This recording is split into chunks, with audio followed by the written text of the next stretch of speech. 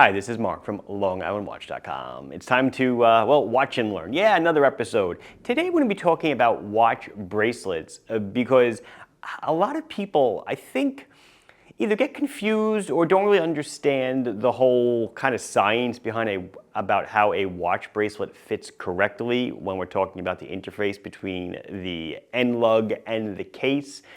And they make assumptions and they just go and buy something, and when they get it and it doesn't fit, they're surprised. So the video is kind of self-serving in a way for me because it helps the customer maybe make a better informed decision, and perhaps a bracelet for their watch simply doesn't exist. So we're going to get over to that for my own wrist check. Today on one wrist I am sporting an oldie, the Islander Bayport, our first named model. The Bayport will return probably later this year. It's a very similar case, but it's updated dials and bezels. It's going to be hot. You're going to love it. And on my other wrist is my Squale 1521 Polished Ocean with that kind of new vintage looking bracelet. Awesome. Love this watch. Let's learn about bracelets. So when you are looking for a watch bracelet, there are pretty much two options that you're going to come across. There is a curved end, like this is. They call it that because it's curved. You might call it a fitted end or whatever. And then there is a straight. I call these, besides straight, I like the name universal because it really kind of describes what they are. They are universal. The SKX009 has 22 millimeter lug. So that means the distance from the inside here to the inside here is 22 millimeters. This bracelet, this is an aftermarket Islander bracelet. We sell a ton of bracelets. And that's kind of what's making me have to do this video, because a lot of people are buying bracelets that don't fit their watch. So that's kind of the purpose of the video. As I said, self-serving. So you don't buy the wrong one. You'll notice that when I put it up against the case, the curved end here fits against the case beautifully. The case curvature is roughly, the diameter is roughly 42, 43 millimeters, and this is cut appropriately for that 42 or 43. Mistake number one that people make is that they assume that this bracelet will now fit any watch case that is about 42 or 43 millimeters in diameter, and that is so untrue. Can't be further from the truth, but we'll get to that in a minute.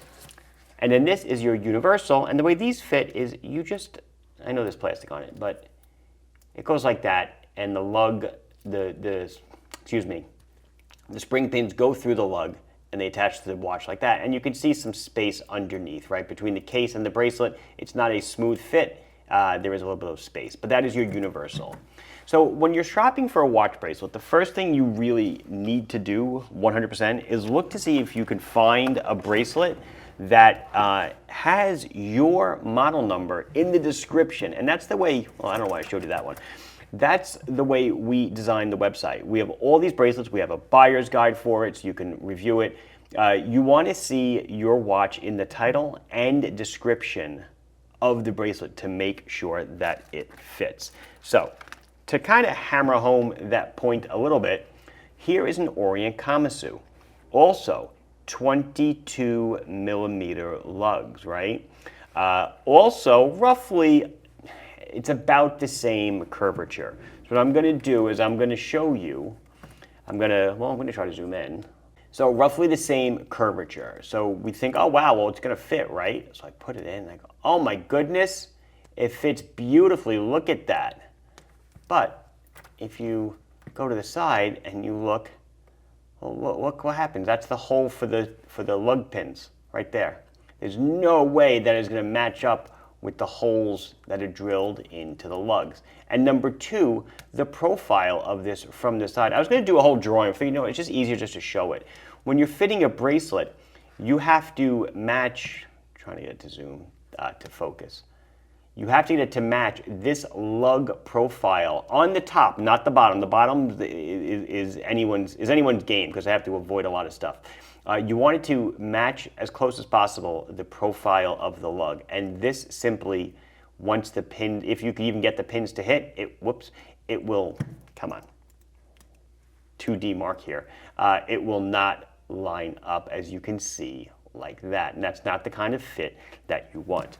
So just because the watch is the same diameter as your watch and the same lug does not mean it fits. And to drill home that point extremely well, here's two Orient Kamasus. This one was originally on the bracelet. This one's originally on the rubber strap.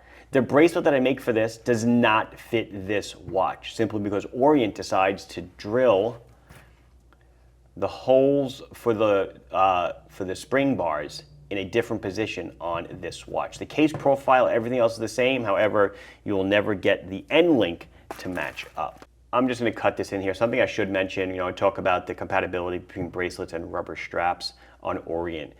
Orient and Bulova, and I believe Citizen, they all do this. I don't know why. Definitely Orient and Bulova. That's why when we made the Lunar Pilot bracelets, we had to make so many different variations, because if the watch came on the bracelet or on the strap, forget case finish and size, they moved the lug holes. Seiko, it does not seem, does this. So a Seiko bracelet that we sell for the turtle on a rubber strap fits a turtle on a metal strap. Ditto for a Samurai or a 5KX or whatever. So I'm glad to see that Seiko is kind of is not going in that direction. But yeah, just remember, there's more to fitment than just diameter and lug width. So speaking of end link, so I thought this might be a little bit of a better highlight for you. So this is our bracelet for the SKX 007. This is an end link for the Kamasu bracelet. Again, very similar diameter watches and same lug width. However, look at the side profile that we have to make them to match up and fit the watch properly. They are totally, totally different in thickness, where the hole is drilled. Everything about it is different. And again, very, very similar watches. So you don't want to make that mistake. So where does that leave us? I wanted to bring this one to the party just to kind of show you something. This is an Islander Mitchell, and it is on our BRAC 39, which we made for this watch. You'll notice that this is, I'm pretty sure this is our only bracelet that we manufacture that has hollow end links. Hollow end links are a lot more forgiving. So you can take hollow end bracelets and sometimes smash them into the case to get them to fit appropriately. I have heard that this bracelet fits, forgot which one, it might have been like an NTH or something, I don't know. But you can sometimes conform the links to something else, but still, you want to use it on what it's meant to be used, but just know that sometimes hollow end links, they can be persuaded, if you will, to work. Gonna bring, let's see, another guy to the party. We have two bracelets for the now discontinued Seiko Solar watches, as I just drop things. Both 20 millimeter Seikos, and it doesn't make a difference what brand it's from. They can be same brand or different brand. This one is for a 38 millimeter case. This one is for a 42 millimeter case. Forget the diameter and the cutout here. The lugs are simply drilled differently. They are just, everything about it, the thickness of the end link, the profile, where the pin is, it is different. Same brand watch, just different locations. So what it pretty much comes down to is, if you do not see the bracelet for your watch mentioned, whether it's my website or anyone else's website, don't think it will fit your watch, because the chances of it fitting are simply so slim that it's probably not going to happen. You'll wind up wasting your money. Instead, you will probably have to go with a universal. A good case in point is the 5KX. Same case, just not the same water resistance. You cannot take an SKX bracelet and fit it on a 5KX.